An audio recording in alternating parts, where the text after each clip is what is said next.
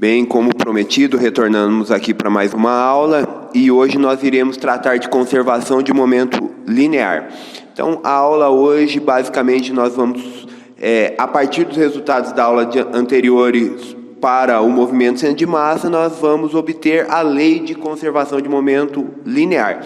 Lembrando que eu disse que, a partir do capítulo de dinâmica de corpos, nós iríamos estudar as leis de Newton, de maneira a obter mais leis de conservação. A primeira lei de conservação que nós obtivemos foi a lei de conservação para a energia mecânica.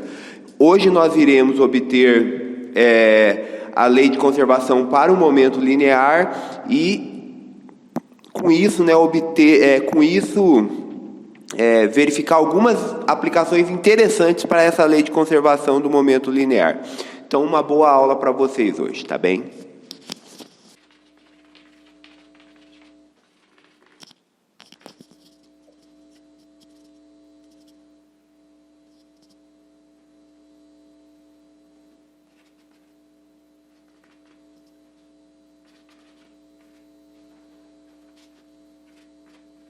Bem, então nós obtivemos na aula anterior que a força externa em um conjunto de pontos materiais, ela é exatamente igual à derivada com relação ao tempo da massa total do meu conjunto de pontos materiais vezes a velocidade de deslocamento do meu centro de massa, ok? Lembrando que mVcm é o momento linear do centro de massa.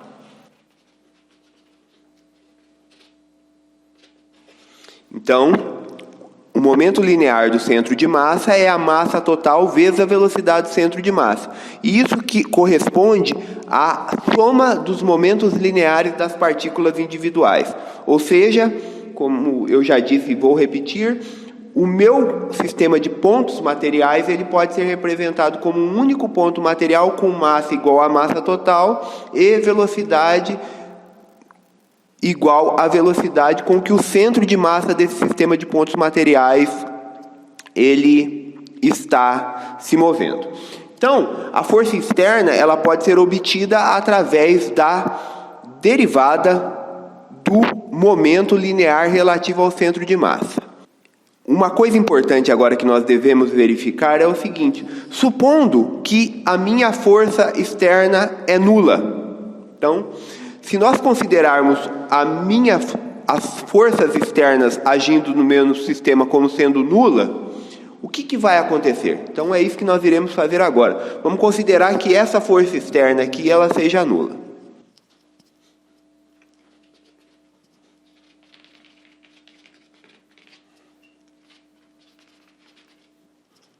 Então, se a somatória das forças externas for nula, isso significa o quê? Significa duas coisas, tá? Ou o momento linear relativo ao centro de massa, ele é constante ou ele é zero. Então, a partir daqui eu tenho uma regra de conservação do momento linear, ou seja, sistemas em que a resultante das forças externas ele é nulo, significa que o momento linear total se conserva, ou seja, o momento linear relativo ao centro de massa, ele é constante ou ele é zero, ou seja, ele está se movimentando, o centro de massa do meu sistema, ou ele está em repouso, ou ele está em movimento retilíneo uniforme. Então, esta é a lei de conservação do momento linear, ou seja, se a resultante das forças externas do meu sistema é nula, significa que o meu sistema ele conserva momento linear.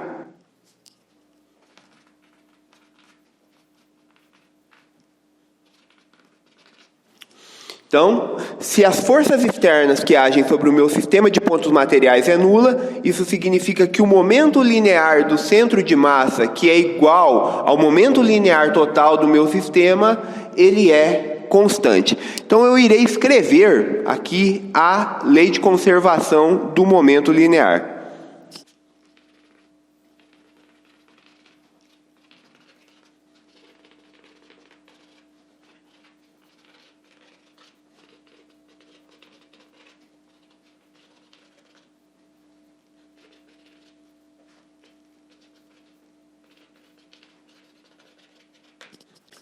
Bem, então, este resultado aqui ele é muito importante na solução de problemas, porque ele me permite que eu compare um sistema antes e depois. Então, eu irei ler a frase aqui primeiro e depois eu irei explicar as consequências dessa lei. Então, quando a resultante das forças externas em um sistema de pontos materiais é nula, o momento linear total do sistema é constante, ou seja, P total se conserva. Então isso significa o quê? Significa que se um corpo ele é submetido somente a forças internas, isso significa que isso significa que o momento linear total se conserva, ou seja, o momento linear ele não varia ao longo do tempo. Isso tem uma implicação muito importante. Então vamos verificar aqui um exemplo de dois corpos presos em uma mola. E aí a gente vai fazer uma discussão a respeito de conservação de momento linear.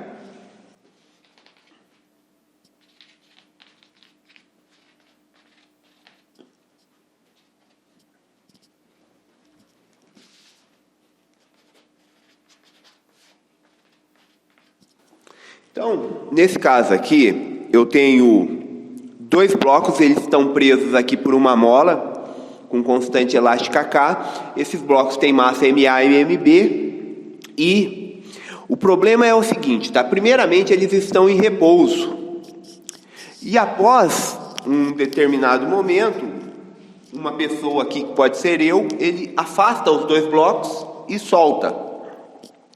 E aí, ele quer saber qual é a velocidade de um bloco com relação à velocidade do outro bloco. E aqui acontece uma coisa interessantíssima, tá? O centro de massa desses blocos aqui, ele vai estar em algum lugar, entre esses dois blocos aqui. Então o centro de massa desse bloco está em repouso. Como esse sistema aqui ele é submetido a forças internas, ou seja, a força que o bloco A exerce sobre o bloco B é igual em magnitude e direção, porém em sentido contrário à força que o bloco B exerce sobre o bloco A. Como eu já havia dito na aula anterior, forças internas elas anulam entre si. Então, portanto, a força resultante desse sistema, após eu afastar os dois blocos, ela é nula. E isso significa o quê? Que o momento linear total, ele se conserva. Então eu posso escrever um momento linear antes e um momento linear depois. Então esta equação ela é importantíssima. Então eu posso obter uma equação desse tipo aqui, ó, que o meu PI é igual ao meu PF. Então, o que eu tenho aqui antes é que o bloco MA, ele vai ter velocidade VAI, e o bloco... Desculpa, eu vou fazer de forma mais detalhada, porque esse resultado vocês irão usar muito dentro do curso de Física. Então, o que eu tenho aqui? Que o meu PI, ele eu vou fazer minúsculo aqui, o PAI mais PBI, e o momento linear inicial ele terá que ser igual ao momento linear final, justamente porque a somatória das forças externas que agem nesses blocos, ela é nula. Ou seja, os blocos estão apoiados aqui. Se eles estão apoiados, a força-peso ela não precisa ser levada em consideração. Então, eu não terei forças verticais, né? A resultante vertical nesse bloco é nula, da mesma forma que a resultante horizontal também é nula. Então, somatória das forças externas é nula, portanto, o momento linear inicial ele será igual ao momento linear final. Então, o PAI mais PBI, ele tem que ser igual ao PAF mais PBF. Ou seja, o momento linear total antes é igual ao momento linear total depois. Então, reescrevendo essas equações agora, eu vou ter isso aqui, ó. MAI mais VBI é igual a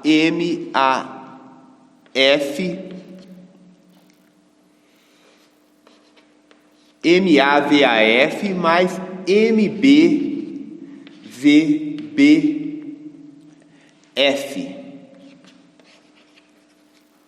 Tudo bem? Então, o que nós temos aqui? Nós temos uma coisa muito importante. O meu exemplo ele diz o seguinte: inicialmente meu sistema está em repouso e após um determinado momento eu afasto esses blocos e abandono. Ok? Então, obviamente depois que eu afasto e abandono eles vão ficar oscilando indefinidamente porque o meu sistema é conservativo, tá bom? Então, o momento linear inicial ele vai ser zero. Justamente porque a velocidade da partícula é zero. E a velocidade da partícula B é zero também. E o meu momento linear final, obviamente que ele vai ser zero também. Mas por que ele vai ser zero? Significa que o momento linear da partícula 1, ele será oposto ao momento linear da partícula 2. Ou seja, se a partícula B, ela oscila para a esquerda, a partícula A vai oscilar para a direita. Ou seja, se a partícula B se move para a esquerda, a partícula A vai se mover para a direita, porém com momento linear igual e oposto. Então, com base nisso aqui, eu posso escrever a velocidade da partícula A com relação à velocidade da partícula B, porque eu tenho esta equação aqui, ó. 0 é igual a MAVAF mais MBVBF. Então percebam aqui que eu posso escrever que o meu VA ele é igual a menos MB sobre MAVBF. Então, a partir daqui eu tenho um resultado muito importante. Esse resultado é importante porque se a massa de A for igual à massa de B, significa que as velocidades dos corpos elas serão iguais e opostas.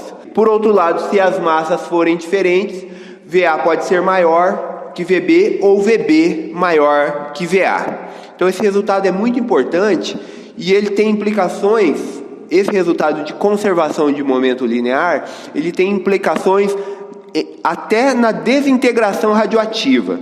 E graças a esse tipo de resultado, existe um tipo de efeito que é para a caracterização de materiais chamado efeito Mossbauer, que usa como base esse tipo de comportamento que é obtido graças à conservação de momento linear. Então agora nós iremos fazer um exemplo de desintegração radioativa, ainda com base aqui na conservação do momento linear.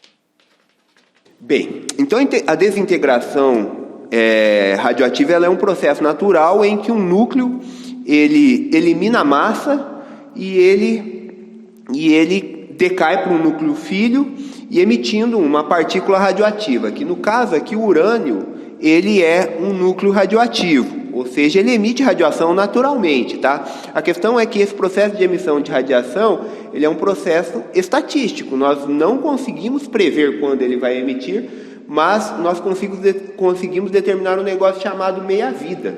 Ou seja, com quanto tempo uma quantidade de urânio pai, ela vai estar em metade de sua quantidade. Isso é possível determinar. Agora, se pegar um núcleo individual e tentar saber quando ele vai emitir, essa resposta nós não sabemos dar, tá bem? Então, o que nós temos aqui?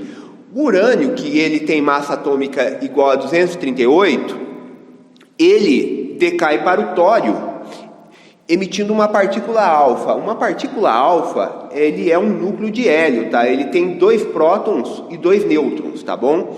Então, ele emite essa partícula alfa aqui, e essa partícula alfa aqui, ela tem 1,4 vezes 10 a sétima metros por segundo de velocidade.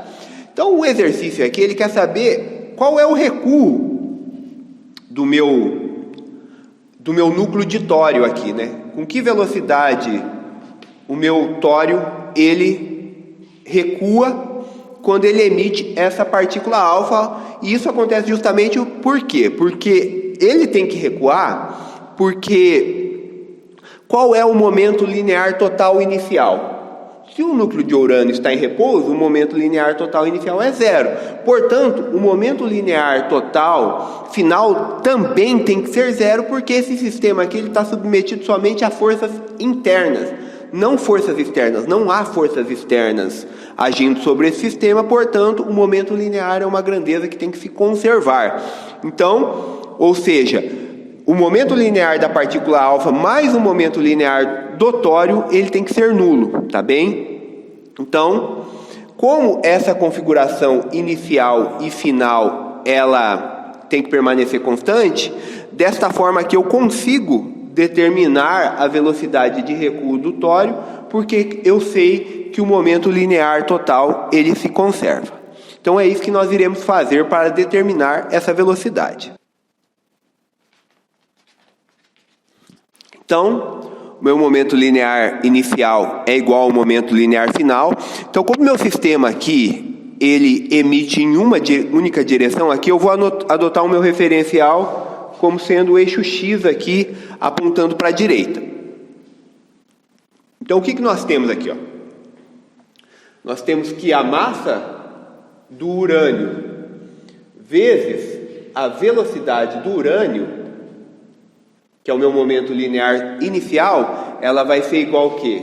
A massa do tório vezes a velocidade do tório mais a massa da partícula alfa vezes a velocidade da partícula alfa. Aqui eu não irei calcular a massa desses átomos e essa partícula em quilograma, tá? Eu vou deixar em unidade de massa atômica mesmo, porque eu não preciso do valor da massa em quilograma, eu preciso de uma relação de razão entre as massas que vocês vão entender após a resolução do exercício. Então percebam aqui, o núcleo de urânio ele está inicialmente em repouso, então a velocidade é 0. Então, agora o problema aqui, ele é exatamente igual ao problema de 2 partículas presas por uma mola. Então, o que eu tenho aqui é que a massa do tório vezes a velocidade do tório, ela é igual a menos a massa da partícula alfa vezes a velocidade da partícula alfa.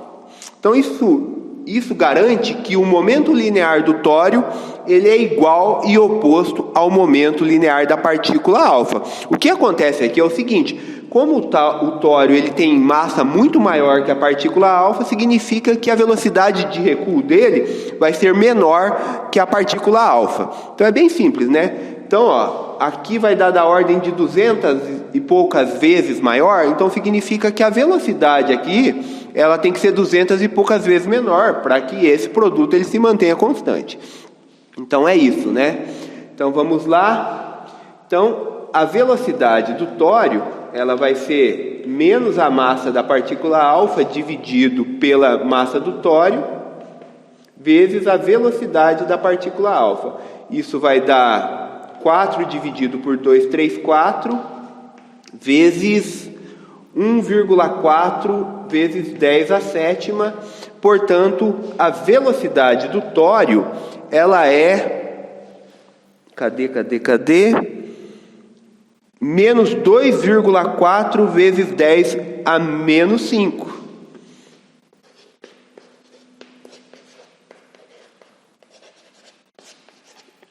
Podem verificar que a razão entre as massas ela vai ser exatamente igual à razão entre as velocidades.